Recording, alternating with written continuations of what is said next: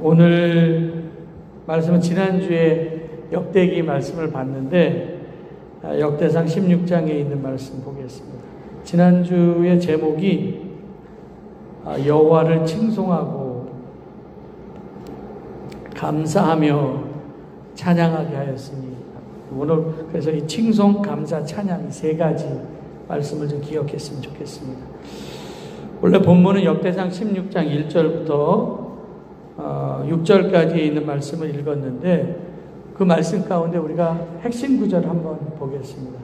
두 군데를 보겠는데, 다윗이 번제와 화목제 드리기를 마치고, 이 앞에 1절에 보면은 법궤를 이동한 후에 번제와 화목제를 드리기를 마치고 백성에게 축복했다. 중요하고, 그리고 번제와 화목제를 드렸다는 예배를 드렸다는 거고, 백성에게는 축복했다. 하나님께는 예배 드리고 백성은 축복했다. 그리고 이제 4절에 보니까 이런 말씀이 있어요. 또 레위 사람을 세워서 여호와의 궤 앞에 섬기며 이스라엘 하나님을 여기 칭송하고 감사하고 찬양했다. 다 똑같은 얘기예요. 그러니까 근본적으로 뿌리는 감사했다 이런 얘기예요. 칭송도 감사, 감사도 감사, 찬양도 감사, 고백하는 거죠. 우리 역대상 16장에 있는 말씀 쭉 한번 보겠는데, 그 역대상 16장을 보기 전에 역대기를 기록한 목적을 좀 한번 보겠습니다. 우리가 구약 성경을 이렇게 보면은 열왕기 상하, 그리고 역대기 상하 이렇게 되어 있어요. 순서가 그렇게 되어 있는데, 그러면은 역대기의 기록 목적이 뭘까? 원래 열왕기서도 그렇고 역대기도서도 그렇고 열 왕들의 역사를 기록했거든요. 근데 열왕기서는 남쪽 유다하고 북이스라엘의 역사가 함께 기록되어 있다고 하면 이 역대기는 남쪽 유다의 역사만 기록되어 있습니다. 그러니까 다윗 왕조의 역사만 기록되어 있습니다. 역대기는. 역대기의 저자는 뭐 확실하게 이야기는 하지 않지만 그냥 사람들이 추측하기를 에스라가 했을 것이다. 에스라라고 하는 사람은 바벨론으로 포로로 끌려갔다가 이제 스룹바벨 다음에, 그리고 이제 에스라가 2차 귀환하거든요. 3차는 느헤미야가 귀환시키고, 그래서 1차 때에는 스룹바벨, 2차는 에스라. 그래서 에스라가 와서 했었던 일이 뭐냐면은 스룹바벨에 의해서 1차적으로 성전이 그냥 빈약하게 재건이 되었었는데, 그 성전 재건된 다음에 이스라엘 백성들의 신앙적인 상태가 재건했음에도 불구하고 많이 이렇게 저하되어 있었어요. 그래서 역대기서를 기록함으로 인하여서 이스라엘 백성들의 신앙적인 상태를 이렇게 높이려고 이렇게 기록했습니다. 기록 목적이 나오죠. 바벨론에 의해서 느부갓네살 왕에 의해서 예루살렘이 초토화됐습니다. 그러니까 사람들이 바벨론으로 이제 많이 끌려갔는데, 그리고 이제 70년이 지나서 포로로 돌아왔는데, 포로로 끌려갔었던 사람은 뭐 적게 잡으면 100만, 많게 잡으면 200만. 그러니까 많은 사람들이 포로로 잡혀갔죠. 그 중에 이제 70년 후에 돌아온 사람들은 채 5만 명도 안 되었습니다. 그러니까 고향 땅이 그립다고 해서 다 돌아온 게 아니라 남은 자만 돌아온 거예요. 5만 명 정도가 돌아왔고, 나머지 사람들은 이미 뭐 70년 됐으니까 거기에서 정착하고 산 사람들이 많이 있었을 거 아닙니까? 그 사람들이 돌아왔을 때 비록 적은 수였지만 그래도 기대와 꿈을 안고 고향으로 돌아왔는데, 스룹바벨이 와갖고 1차 귀환한 사람들에 의해서 성전이 재건됐긴 했지만 그 옛날 솔로몬 시대 때에 지었던 성전과는 비교할 수 없을 정도로 초라했어요. 와보니까. 그러니까 기대가 있었고 꿈이 있었는데 와보니까는 생각보다 너무 초라했거든요. 그래서 이 처음 독자, 역대기서를 읽고 있었던 처음 독자들은 바벨론에서 돌아왔고 그 무너져 있는 성전과 성벽을 재건해야 되는데 현실의 벽이 너무 컸어요. 현실은 너무 힘들고 어렵고 또 주변의 강대국 그대로 그냥 강하게 이스라엘 백성들을 이렇게 압박하고 있었고 주눅들었고, 그러니까 신앙은 점점 퇴색해 되어져 갔고, 그래서 다시금 하나님의 백성으로 성전 예배 예배가 중심이 되어서 회복해야 될 필요성이 있었죠. 그래서 에스라는 역대기서를 통해서 우리 성전 중심 예배를 한번 드려보자. 그래서 무너진 성전을 다시 회복하는 것, 그것이 기록 목적이었었고요. 그러니까 신앙 회복이죠. 신앙 회복. 그래서 역대기를 기록한 어떤 상황과 기록 목적을 한번 우리가 지금 먼저 생각을 해봐야 되고, 특별히 북이스라엘의 그 악한 역사는 기록되어 있지 않고 남유다의 왕조에 대해서 기록되어 있는데, 남유다 가운데서도 이렇게 악한 왕들조차도 선한 왕으로 묘사해서 기록되었어요. 그럼 역대기의 구조, 특별히 역대상의 구조는 1장부터 29장까지 있는데, 1장부터 9장까지는 여러분 쭉 보면 족보가 쫙 나와요. 그래서 읽기가 너무너무 힘들어요. 족보를 통해서 우리가 알 수가 있는 것은 뭐냐면, 족보라고 하는 건 우리 뿌리잖아요. 그래서 우리가 어디에서 왔고 우리가 누구인지를 알게 하기 위한 정체성에 대한 이야기가 나오죠. 그래서 우리는 누구야? 그 족보를 통해서 우리는 하나님의 백성으로 정체성을 찾고, 그 하나님의 백성은 예배드리는 백성이기 때문에 족보를 통해서 우리가 예배드리는 하나님의 백성이다라고 하는 것을 족보를 통해서 이야기를 하고 있고요. 그리고 이제 10장부터 20장까지는 다윗 왕에 대한 이야기가 기록되어 있습니다. 특별히 다윗 왕을 회상하면서, 다윗 시대 때는 이스라엘이 굉장히 강대국이었었잖아요. 주변에 있는 나라들도 다 이렇게 쳐들어가서 점령하고 조공을 받고, 그래서 다윗 왕국 시대가 가장 영토가 넓었을 때인데, 그 다윗 왕국에 대한 회복을 꿈꿉니다. 그래서 우리가 지금 비록 힘들고 어렵지만 다윗 왕조의 회복을 우리가 다시 한번 꿈꾸면서 우리 믿음의 회복을 갖자라고 하는 그래서 다윗 왕조에 대한 회복. 우리도 옛날 뭐 세종대왕이나 뭐 이순신 장군 뭐 이런 걸 그리는 것처럼 이스라엘 백성들한테서 다윗 왕조의 회복을 얘기를 하고 있고, 그리고 역대상 21장부터 29장에 보면은 성전 건축에 대한 기록들이 있어요. 그래서 성전이라고 하는 건 예배가 중심이잖아요. 특별히 이스라엘은 성전 중심 종교였었기 때문에 예배가 중심일 때 하나님께서는 이스라엘 백성들을 축복하셨다. 그러니까 우리가 다시 말씀으로 돌아와야 되고, 이 에스라는 학사이면서 제사장이었어요. 그래서 에스라가 율법을 막 낭송하고 또 제사장이었기 때문에 뭐 제사도 드리잖아요. 우리가 다시 예배로 돌아가자. 이것이 역대상의 메시지입니다. 그러니까 세 가지만 기록하면 돼요. 족보를 통하여서 우리는 하나님의 예배드리는 백성이다. 그리고 이제 두 번째 다윗 왕의 회복을 통하여서 다윗 왕조의 강대국의 회복을 그리고 있고, 그 다음에 성전의 회복을 통하여서 우리가 예배로 돌아가자. 뭐 이런 말씀들이 있습니다. 우리 이제 다윗 왕조가 원래는 여기가 헤브론 땅이거든요. 요 헤브론 땅에서 다윗 왕조가 처음 시작됐어요. 헤브론 땅에서 다윗 왕조가 시작되었는데, 이 12지파를 통일하기 위해서 예루살렘으로 성을 천도를 하죠. 예루살렘으로. 그리고 다윗 왕조가 회복이 되는데, 지금 여기 나와 있는 이 왕조 있잖아요. 이게 다윗 왕조의 회복이에요. 또 이게 배터리가 나갔어요. 잠시 배터리를 충전시키면서 말로 하겠습니다. 다윗 왕조의 회복, 그러니까 이 영토가 다윗 왕조의 영토가 되었고, 그리고 오늘 사실 역대상 16장은 법궤 이동이 역대상 15장 앞에 바로 나와 있어요. 역대상 여러분 앞에 15장에 보면은 법궤를 이동하는 얘기가 나오고, 그리고 16장 시작할 때 말씀에 보면은 16장 그렇게 나와 있죠. 1절에 하나님의 궤를 메고 들어가서. 그럼 법궤가 이동했었던 것을 우리가 보면은 원래 애굽에서부터 시내산에서 법궤가 이렇게 오잖아요. 와서 이 앞에 부분에 있는 이 얘기는 그냥 법궤를 들고 갔었던 이스라엘 백성들이고, 법궤를 뺏겼어요. 빨간색은 법궤를 뺏긴 거예요. 아벡이라고 하는 곳에서 전투가 벌어지는데, 블레셋과 아벡에서 전투가 벌어져서 법궤가 빼앗기죠. 그래서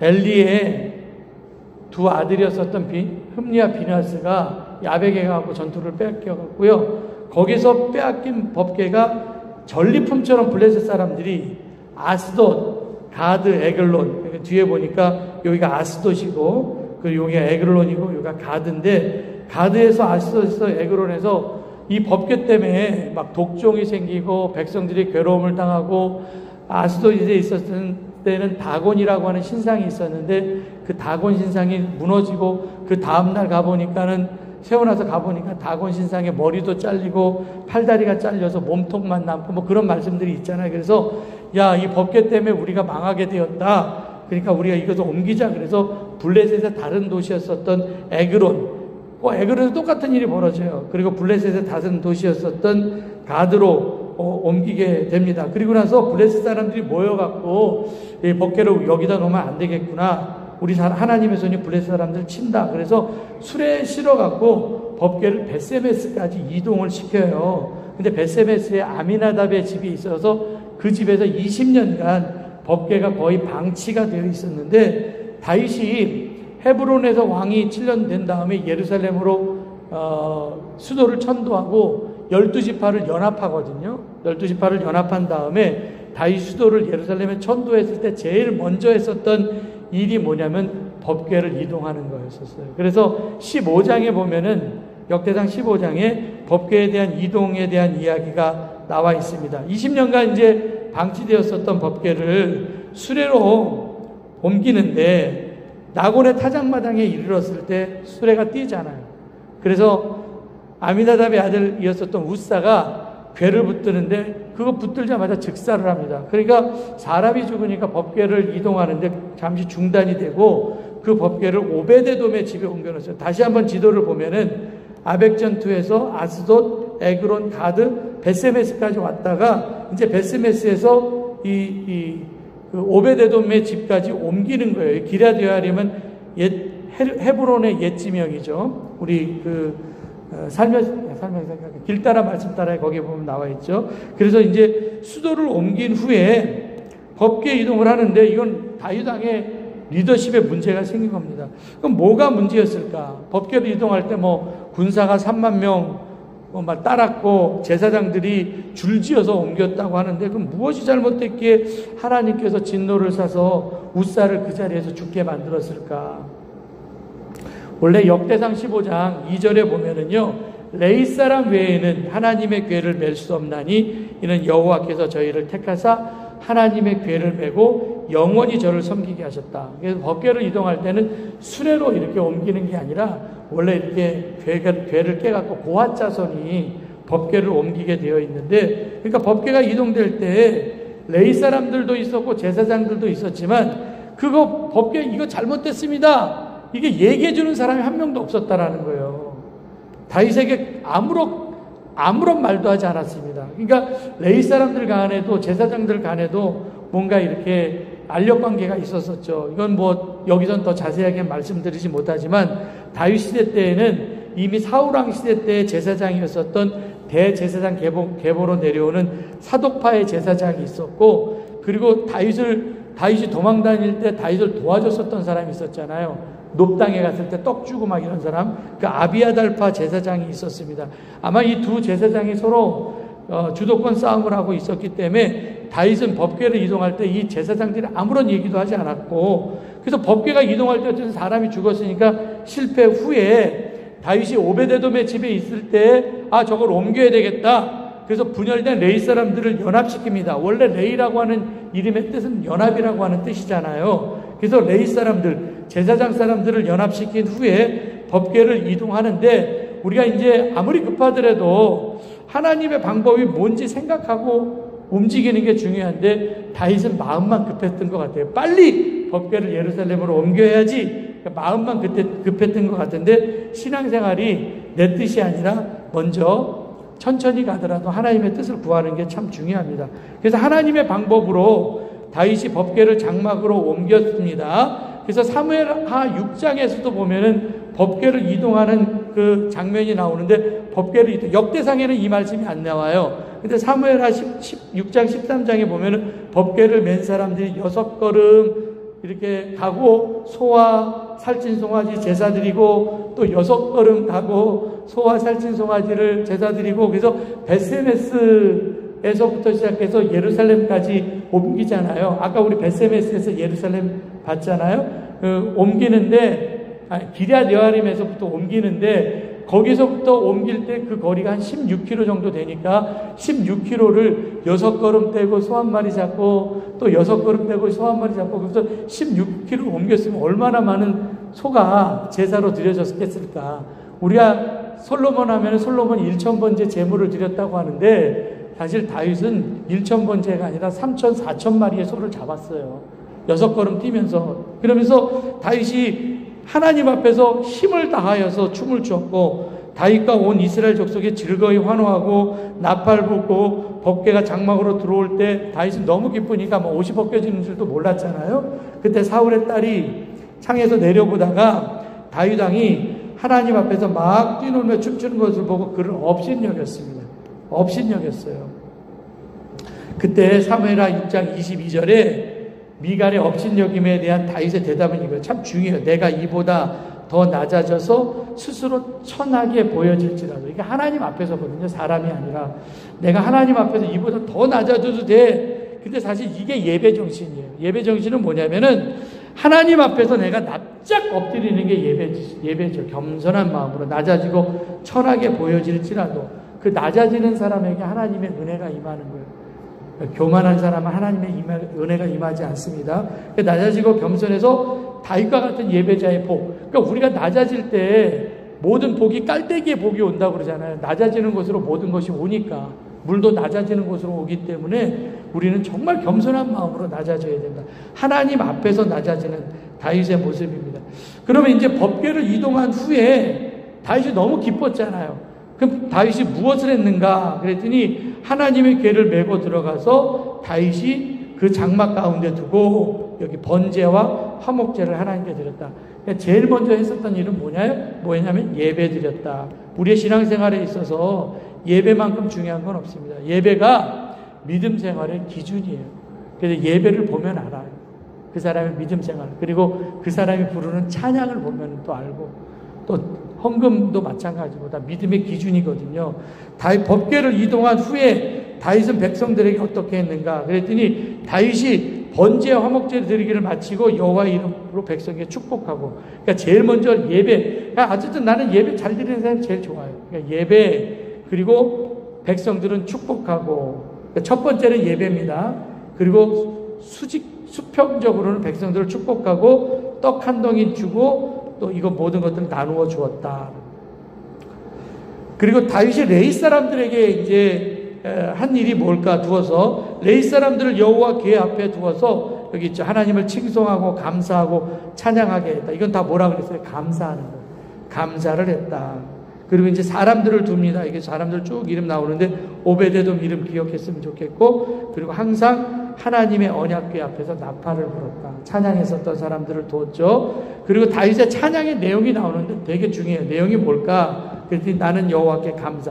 찬양의 내용은 감사였고요. 그 감사의 내용은 뭐냐면 하나님께서 만민 중에 행하신 일들을 사람들에게 알릴지어다. 또 그를 노래하고 찬양하고 또 그 모든 기사를 전할지어다. 하나님 증거하는 거죠. 그 성호를 자랑하라. 여호와를 구하는 자마다 마음이 즐거울지로다. 그리고 그의 능력을 구할지어다. 그의 얼굴을 찾을지어다. 그래서 택하신 야곱의 자손 그의 이적과 그의 입의 법도를 기억할지어다. 그리고 그 말씀을 영원히 기억할지어다. 뭐 이런 얘기들이에요. 다 기억이라고 하는 것은 칭송입니다. 칭송하는 게 기억하는 거예요. 기억해야지 칭송할 거 아닙니까? 그리고 이스라엘에게 언약하신 이거는 언약인데 율례를 세운 거 가나안 땅을 내게 주어 너희의 기업의 지경이 되리라 하셨도다. 수가 적어서 보잘것없고 객이 되어서 모든 민족에게서 이 민족 저 민족에게로 유랑한 백성들을 하나님께 사랑하셔서 택하주신 거 아닙니까? 그럼에도 불구하고 그 유랑하는 작은 백성들을 누가 해할 때는 그 해하는 사람들을 용납하지 아니하셨고 또 그 해하는 백성 왕들을 꾸짖었고 그리고 나에게 기름 부음 받은 자를 손대지 말라 나에게 해하지 말라 하셨도다. 이런 말씀을 하시는 거예요. 그러니까 내가 너희들을 얼마만큼 보호를 해줬는지 아냐? 옛날 나왔을 때 이거를 기억하면서 찬송하는 거예요. 찬송의 내용이. 그리고 시편 96편의 내용도 법궤를 이동하면서 찬양하는 내용이 나와 있거든요. 시편 96편을 찬송하고 사무엘상 16장을 쭉 보면 나와 있어요. 그리고 역대상 역대상 16장 34절부터 36절에 보면은 시편 106편에 있는 말씀을 또 이렇게 인용하는데 여기도 똑같아요. 여호와께 감사하라. 구원하신 하나님이시여 우리를 구원하여 만국 가운데 건져내시고 모으사 우리로 주의 거룩한 이름을 감사하게 하며 주의 영광을 드높게 하소서. 이거 막 찬양하는 거예요. 이런 찬양들이 있었다라는 거죠.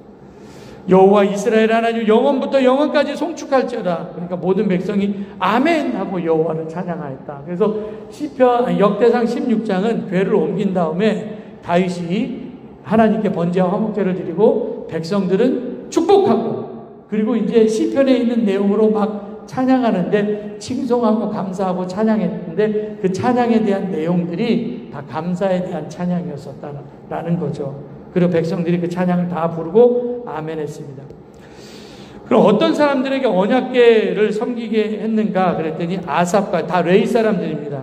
이런 사람은 언약궤 앞에서 언약궤를 섬기게 하고 오베데돔의 이름 나오죠. 그리고 여두둔이라고 하는 사람의 이름이 나오는데 기억했으면 좋겠어요. 그의 형제 68명과 여두둔의 아들 오베돔 그래서 성막 앞에서 모시게 하고 그리고 또 항상 아침 저녁으로 번제단 위에서 여호와께 번제를 드리고 또 이스라엘의 명하신 대로 준행하고 또 택하신 사람들을 택하여서 세워서 감사하게 하였고 또 찬송하는 악기로 크게 내게 했으니 여두둔의 아들 여두둔을 세워 이런 말씀들이 나와요. 그래서 여두둔에 대한 이야기는 조금 이따 제가 할게요. 이게 본문에 대한 내용입니다. 우리 32절까지에 나와 있는 역대상 본문에 대한 이야기고요. 그럼 이제 본문이 어떤 내용으로 우리가 의미를 찾아볼지 한번 말씀을 다시 한번 보겠습니다. 우리 아까 얘기했죠. 예배가 우선이라고.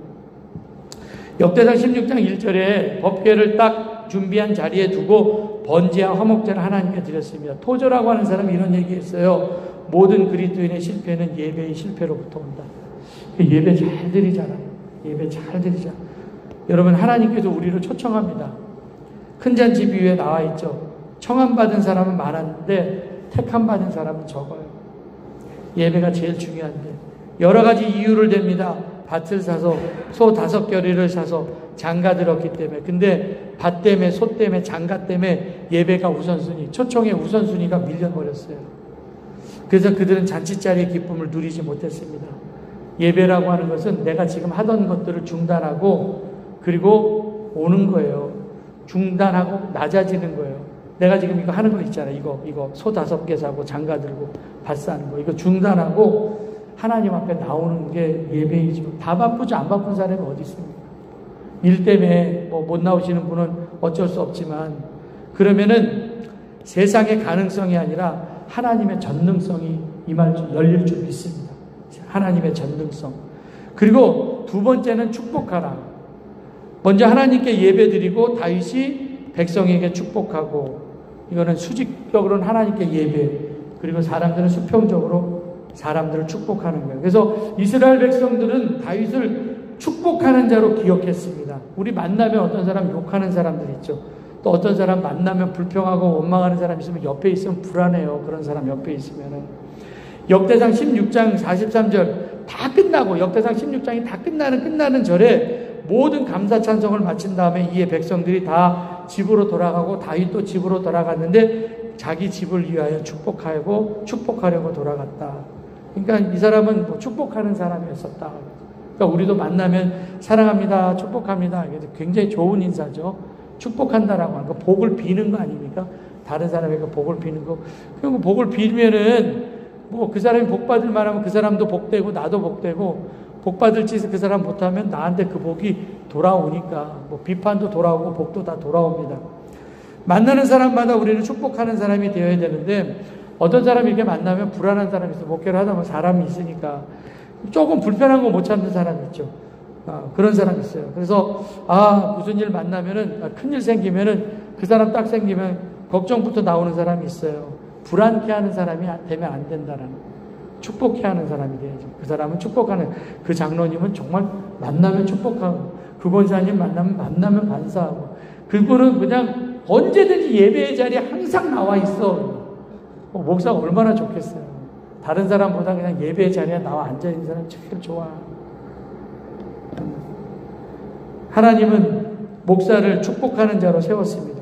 복을 비는 기도. 그러니까 제가 새벽마다 빼놓지 않고 비는 기도가 있어요. 그냥 하나님께 복 비는 기도죠. 복을 비는 게 축복하는 거니까. 하나님은 복 주시는 분이고 나는 복을 비는 사람이고 내 복이 하나님께 상달돼서 하나님께서 여러분들에게 복을 주시는 건데 그냥 좋은 소식들 들려줬으면 좋겠고 상함도 해함도 받지 않았으면 좋겠고 아프지 않았으면 좋겠고 하는 모든 일들이 다 형통하고 잘 되었으면 좋겠고 좋은 만남들이 또 있었으면 좋겠고 만남도 좋아야 되잖아요. 그런 만남도 있었으면 좋겠고 아픈 자들이 일어났으면 좋겠고 이게 회복이 되었으면 좋겠고 교회도 부흥됐으면 좋겠고 뭐 여러 가지 이런 기도를 합니다. 마음이 다 힘든 시대에 살고 있어요. 안 힘든 사람이 다 어디 있습니까? 그때 우리의 입술이 축복의 입술만 되어도 좋겠다는 힘들 때 한 사람이 힘들다고 얘기를 하면 다 힘들다고 얘기를 해요. 한 사람이 힘들다고. 힘든 것도 전염이 되고 축복도 전염이 되니까 되도록이면 우리의 입술을 갖고 쓴물 내기보다는 단물 냈으면 좋겠다는 거죠. 그리고 야곱의 인생도 한번 보면 야곱은요 어릴 적에 엄마 뱃속에 있을 때부터 자기가 먼저 복 받으려고 형 뒤꿈치 붙잡고 나온 사람이에요. 정말 복 받기 위해서 악착같이 산 사람입니다. 그죠? 장자권 빼앗으려고 형한테 팥죽바지 판 사람이고 아버지가 눈이 어두웠을 때 아버지 속이고 형 속여서 형이 받아야 될 장자권까지 빼앗은 사람입니다. 그냥 복 받기 위해서 애쓴 사람입니다. 그런데 나중에 애굽에서 요셉을 만나잖아요. 그때 요셉이 바로를 소개시켜 주는데 바로를 만날 때 창세기 47장 7절부터 10절에 이런 말씀이에요. 인도하에서 바로 앞에 이제 야곱이 나갔습니다. 바로에게 축복하매 그때 야곱에게 나이가 얼마나 돼요? 물어보니까 내 나그네 길의 세월이 130년입니다. 내 나이가 얼마 못 돼요? 우리 조상 나그네 길의 연조에 미치지 못하니 험악한 세월을 보냈습니다. 많이 살건 적게 살건 다 험악한 세월 사는 거예요. 살아있으면 힘들어요. 아까 우리 김이분 권사님 어저께 내시경 받을 때 하나도 몰랐다고 그랬는데 잠시 다 죽여놓고 내시경 하는 거야. 그죠? 잠시 그냥 내시경 하는 게 그런 거잖아요. 진짜 몰라요. 근데 살아있으면 아픈 걸 알아요. 근데 아픈 걸 알기 때문에 살아있는 거예요. 그래서 아파도 감사해야 된다. 아파도 감사해야 된다. 바로에게 축복하고 그 앞에서 나왔다. 그러니까 야곱의 인생은 어떤 인생이었냐? 나중에 보니까 축복하는 인생. 그래서 제가 지난 주일날 설교할 때 할아버지 할머니들은 뭐 손자 손녀 교육은 아빠 엄마한테 맡기는 거지 뭐 할아버지 할머니가 뭐 손자 손녀 교육 시킬 필요 있어요? 그냥 할아버지 할머니들이 해야 될 일은 뭐냐면 무조건 그냥 쓰다듬고 잘한다 축복한다. 아버지한테 혼난 거 할아버지한테 가고 위로받아야지. 그죠? 할머니한테 가서 위로받아야지. 아버지한테 혼난 거. 아버지는 혼낼 수도 있지만. 근데 축복하는 자가 되면 얼마나 좋을까라는 거. 그래서 그냥 뭐 10,000원씩이라도 가서 주면은 맨날 올 거야. 돈 받으러 우리 아버지, 할아버지한테 가면 할아버지가 뭐 10,000원 줘, 50,000원 줘. 맨날 가겠지. 돈 줘도 안 가는 놈도 있을지 모르겠지만. 히브리서 11장 21절에 보면은 믿음으로 야곱은 죽을 때 각 아들에게 축복하고 그 지팡이 머리에 의지하며 경배하고 믿음의 사람들에 대한 이야기가 히브리서 11장에 쭉 나와 있잖아요. 믿음으로 아브라함, 믿음으로 뭐 누구는 근데 믿음으로 야곱은 그러면서 아들에게 축복하고 그 지팡이의 머리에 의지해서 경배했다. 그래서 야곱의 인생을 딱 두 가지로 요약해서 얘기를 하면은 뭐냐? 야곱은 그냥 축복하고 경배하는 인생 두 가지. 그래서 여러분들도 나중에 여러분들의 인생을 딱 두 가지로 집약할 때, 야, 그분은 어떤 분이야? 그분은 만나면 뭐 축복하는 분이었고, 항상 예배 자리에 있었던 분이야. 이렇게 돼야 돼. 그래서 우리도 만나면 사랑하면서 축복하고, 그리고 축복의 통로가 돼야 된다. 그래서 이제 세 번째로는 감사하라. 그래서 여기 칭송, 감사, 찬양 이렇게 나와 있는데, 레위 사람들을 세워서 감사하는 자로 세웠어요. 너는 무조건 감사하는 사람이 돼야 돼. 그러니까 레위 사람들은 감사하는 사람, 칭송하고 감사하고 찬양하는 거, 이거 우리들이 해야 된다라는 거죠. 그래서 히브리어로 칭송한다라는 건 기억하다라는 거거든요. 회상하는 거. 과거에 행하신 일들을 기억해서 지금 얘기해 주는 거예요. 과거에 우리에게 이렇게 행하시지 않았냐. 감사, 히브리어 야다인데 오늘을 감사하는 거예요. 찬양, 히브리어로 할랄인데 큰 소리로 막 화답하는 거예요. 그래서 다윗은 레위 사람들을 돈 주고 세워갔고요. 너는 항상 감사 찬양만 해라. 감사 찬양만 하라. 그래서 이 칭송, 감사, 이 찬양 세 가지가 우리의 삶 가운데 있어야 된다는 거예요. 이 세 가지 기억해야 된다는 거예요. 특별히 이제 여두둔 일에 사람을 세워갖고 이제 노래를 하게 했거든요. 시편에 보면은 39편, 62편, 72편에 여두둔의 법칙을 따라 부르는 노래가 있어요. 그러면 여두둔의 법칙에 따라 부르는 노래의 특징들이 있을 거 아닙니까? 그럼 여두둔의 법칙에 따라 부르는 특징은 뭐냐? 기억, 감사, 찬송이에요. 특별히 이제 77편이 대표적인 여두둔의 법칙으로 부른 노래인데 감당하기 힘든 일들 때문에 탄식과 하소연으로 처음에는 시작해요. 하나님, 나를 잊으셨습니까? 하나님, 약속은 어디 갔습니까? 막 이런 질문으로 시작합니다. 탄식과 하소연으로 막 부르짖는 것으로 신음소리로 시작해요. 그리고 하나님, 나 도와주셔야 돼요. 하나님, 나 잊으시면 안 돼요. 하나님, 나를 긍휼히 여겨주세요. 그렇게 하다가 후반부에 가서 하나님께서 행하신 일들에 대한 감사로 그리고 소망으로 이 노래가 다 끝나요. 그러니까 이런 형식으로 됐다라는 거예요. 힘든 상황이 있을 때 우리 질문하실 거 아닙니까? 버리셨습니까? 은혜를 베풀지 않았습니까? 약속은 끝난 거 아닙니까? 긍휼을 거두어 가실 겁니까? 그래서 힘든 상황 이렇게 있을 때 지난날 나와 함께 하셨던 하나님을 기억하면서 그래도 힘든 시절이 있었지만 그러다 견디며 버티면서 지금까지 살아왔잖아요. 은혜 가운데 모든 것이 다 하나님의 은혜인데 어려운 시대 때 하나님께서 과거에 베풀어 주신 거. 그래서 요즘 저도 이제 옛날 어느 때 생각하냐면 신광교회에서 목회하던 때를 생각해요. 요즘에 사람 아무도 없었는데 그냥 10명만 앉아서도 막 큰 소리로 설교했었는데 그러니까 그때를 기억하면서 개척하는 마음으로 할 수도 있는 건데 원로 목사님 맨 땅에 그냥 개척을 하셨는데 그러면서 이런 생각을 하면서 뭐 그때는 더 힘들었었는데 우리 함께 하시고 우리를 보호하셨고 고통 가운데 살려주시고 인도하셨듯이 그 역사를 이루신 하나님께서 지금 고통 가운데 있는 나에게 은혜를 베풀어 주실 것이다. 모든 것이 하나님의 은혜이다. 베풀어 주신 은혜를 기억하면서 감사하는 것. 그게 이제 시편 77편에서 나와요. 그래서 이스라엘 백성들이 애굽 탈출해서 나왔는데 보니까 앞에는 바다가 있고 뒤에는 애굽 군대가 쫓아오잖아요. 이때 부르는 찬양이 19절에 시편 77편 19절에 그렇게 얘기해요. 주님의 길은 바다에도 있고 주님의 길은 큰 바다에도 있지만 아무도 주님의 발자취를 헤아릴 수 없으며 당연하죠. 앞뒤가 막혀있는 상황인데 바다에 길이 있을 거라고 생각하겠습니까? 그런데 하나님께서는 노래하게 시작 큰 바다에도 길을 내셨다라는 거예요. 바로는 이스라엘 백성들이 갇혔다고 생각했지만 하나님은 바다에 길을 내셨다. 그러니까 우리는 그냥 인도하심 따라가면은 결국엔 하나님께서 우리에게 최종 승리를 주시고 합력하여 선을 이루어 주실 줄 믿습니다. 바다에 길 내시는 하나님, 막다란 골목에서 새로운 길 내시는 하나님의 역사를 보면서 우리는 가만히 하나님이 하시는 일을 보기만 하면 되고요. 내 상식적으로 이해가 안 되고 상상도 못했고 예측 가능하지도 않은 새로운 길을 보여주실 것이다. 그래서 우리는 지금 이 코로나 이후에 나는 하나님께서 우리에게 어떤 길로 또 다른 부흥을 이렇게 이루실지 거기에 대한 기대감이 있어요. 그래서 요즘에는 그냥 멀리 이사가도 그냥 이사가는 사람들한테 당신은 뭐 인터넷은 뭐 미국에서도 볼 수 있고 다 볼 수 있잖아요. 그러니까 그냥 다른 교회 가지 말고 인터넷 접속해서 온라인 교인으로 우리 교회 등록해서 그냥 다녀 이렇게 얘기하려고. 뭐 광주를 이사 가더라도 광주를 이사 가도 되지만 온라인 교인으로 등록해. 뭐 미국에서도 등록할 수 있는데 뭐 어쩌 상관없으니까. 그래서 당신은 우리 교인이야. 이제 이렇게 얘기하라고. 이건 길을 열어놓은 거잖아요. 어디 못 가 그러니까 이사 간다고 핑계도 못 대. 멀리 이사 갔다고 해서 핑계도 못 대요. 막다른 골목에 갔을 때 완전 바닥을 칠 때 내가 지금 너무 힘들고 막힐 때 우리는 그때 하나님께서 나에게 해주실 거룩한 상상력을 가지고 기대하자. 이대로 죽게 하시지 않을 것이고 어떻게 이끌어 가실 것인지에 대한 기대감을 갖자라는 여두둔의 법칙입니다. 조금 가는 길이 힘들어서 원망할 수도 있죠. 근데 조금만 참자.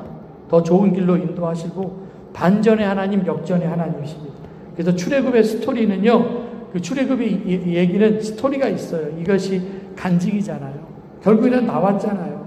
근데 우리를 인도하시는 가운데 하나님께서 우리의 태도를 보시니까 믿음으로 반응한 그 태도, 그 속마음, 이거 되게 중요하잖아요. 어떤 일이 생겼을 때 그 사람의 속마음이 보인다고 그랬잖아요.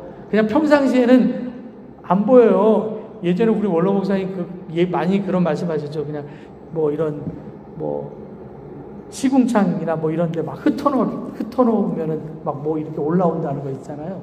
구정물. 평상시에는요, 구정물도 깨끗해 보여요. 흔들어 놓으면 막 올라오는 것처럼 속마음을 몰라요. 그런데 어떤 일이 생기면 이 사람이 믿음 있는 사람인지 믿음 없는 사람인지 속마음으로 반응이 되기 때문에 우리가 이럴 때 좀 옆에 서서 우리의 속마음이 좀 믿음으로 좀 반응을 했으면 좋겠습니다. 이제 좀 말씀대로 좀 살았으면 좋겠고, 바다의 길 내시는 하나님 믿고 의지하며 나가시면 바라고, 진짜 감사 모르면 빌어먹을 팔자라고. 인간만이 감사를 할 수 있습니다. 뭐 강아지가 꼬리치면서 멍멍하면서 다가오는 것도 표현일 수는 있겠지만, 원숭이가 사람하고 비슷하다고 해도요, 원숭이 감사 몰라요. 원숭이는 감사를 몰라요. 사람하고 비슷한 원숭이도 사람만이 감사를 합니다. 애기들은 엄마의 감탄을 먹고 산다고 그러잖아요. 감탄도 감사해요. 조그만 일 하나만 하더라도 감사해요. 일어나도 감사. 애기가 뭐 젖을 많이 먹어도 감사. 작은 일 하나에도 감탄과 감사의 반응을 보이면서 사십시오. 우리도 신앙생활 할 때 아주 작은 일, 그냥 작은 일 하나에도 감사하고 감탄하며 사십시오. 그래야지만 범사에 감사할 수 있습니다. 나는 감사가 커야 돼요. 그래서 말만 하면 웃는 사람 있잖아요. 이것도 반응이죠. 이것도 뭐 생명이 있어야 반응하는 거니까. 나이가 들면 잘 안 웃는다고 그러잖아요. 아이들이 웃는다고 그러잖아요. 웃을 일이 뭐가 있겠냐고. 그러면은 웃으면 웃음이 올 줄 믿습니다. 여러분들 웃음이 사라졌다고 하는 건 생명력이 사라진 것인데, 늘 여러분들의 삶 가운데 감사와 감탄이 끊어지지 않기를 간절히 바랍니다. 아인슈타인이 이런 얘기를 했어요. 세상에 두 종류 사람이 있는데, 아무것도 기적이 아닌 것처럼 살아가는 사람이 있고, 모든 것이 작은 거 하나라도 기적처럼 살아가는 것이 있는데, 이 작은 것 하나에 우리가 감탄하고 사는 거 있잖아요. 할아버지들 할머니들 모이면 손자 자랑 손녀 자랑. 우리 지난번에 우리 구하의 권사님 거기 갈 때 막 돈 내고라도 자랑하고 싶다고, 그래서 돈 내고라도 자랑하라고 그랬어요. 돈 내고라도. 우리 애들이 잘 되면 뭐 자랑할 거 있잖아요. 돈 내고라도 자랑할 거가 많기를 바랍니다. 막 자랑할 거, 돈 내고라도. 나도 돈 내고 자랑할 거 많았으면 좋겠어요. 맛있는 거 사줄 테니까 나 자랑 좀 할게. 그러면 좋아요. 그러면 하나님은 우리가 상상할 수 없는 길로 이끄십니다. 여기 길이 없다. 근데 거기 길이 있어요. 큰 물에도 길을 내시는 분. 그래서 그 길을 따라가 가시는 우리가 되기를 바라고요. 결론으로 우리가 아까 제일 먼저 얘기했을 때 예배 우선순위, 그 자기 자리를 지키고 있는 게 되게 중요해요. 예배의 자리. 예배는 하나님 앞에 낮아지는 것이고, 예배 우선순위를 두고요. 무조건 하나님께 예배하고 사람에게 축복하십시오. 또 하나님께 감사하십시오. 감사의 간증이 많이 넘치길 바라고요. 간증은 자기 자랑이 아니라 하나님께서 이렇게 하셨다라는 것을 칭송하고 감사하고 찬양하는 거예요. 이게 감사예요. 다윗이 법궤를 들여놓은 후 3가지 했죠. 모든 것이 다 하나님의 은혜입니다. 그거. 우리는 다 사람에게 사랑의 빛을 지고 살아요. 어렸을 때에는 부모님 신세를 지고, 학교에는 선생님 진세를 지고, 알게 모르게 우리는 다 사람의 신세를 지고 살고 있기 때문에 빚진 마음으로 살아가야 되고요. 후회할 일 하지 말고 감사할 일들 기억하면서, 지난 1년 동안 모두가 다 힘들었습니다. 코로나로 어려운 일이 있었지만 우리 지난주에 추수감사절 예배를 드리면서 여기까지 이끌어주신 하나님의 은혜를 기억하면서 은혜 가운데 살아갈 수 있는 여러분들 되시기를 바랍니다. 오늘 여두둔의 법칙에 대한 이야기를 했는데, 여두둔의 법칙 그거죠. 힘든 상황이라도 감사가 있었거든요. 전능하신 하나님이십니다. 우리 인생 가운데 하나님께서 하신 놀라운 일들에 대해서 여러분 증거하시기를 바라고요. 하나님의 능력 철저히 의지하고 앞으로 하나님께서 우리에게 행하신 일들을 기대하면서 살아가실 수 있는 우리 모든 대강교회 성도들 되시기를 주님의 이름으로 간절히 기도드립니다.